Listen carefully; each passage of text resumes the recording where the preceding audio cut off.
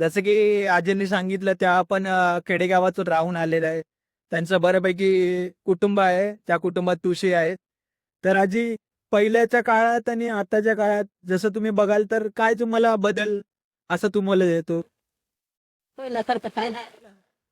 म्हणजे माणसांमध्ये म्हणा किंवा काय काय काय बदल असं तुम्हाला दिसतो? आता ना उडी आहे आता नकली असले नकली म्हणजे कसं काय? कपास बैलाला ना आता त्याला लिफ्ट खातर आलं जा कशाचे फरक आहे आलं बाय कशाच फरक आहे. फरक बरं खूप फरक आहे. ना आहे फरक आहे. तसं आजी सांगतात माणसामधला फरक.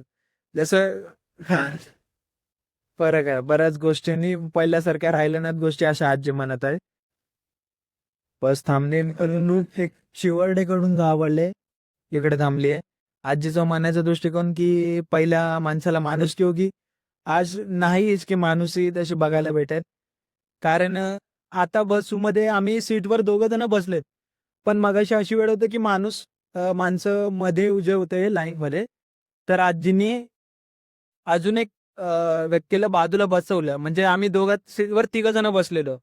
तर ही म्हणजे आधीच्या लोकांची विचारसरणी आहे की आपल्या घासातला घास पण अनोळखी व्यक्तीला द्यायचा किंवा म्हणजे चांगला विचार असावा सगळ्यांच्यासाठी की एखादा अडचणीत आहे तर त्याला मदत करावी, एखाद्यासाठी उभं राहावं.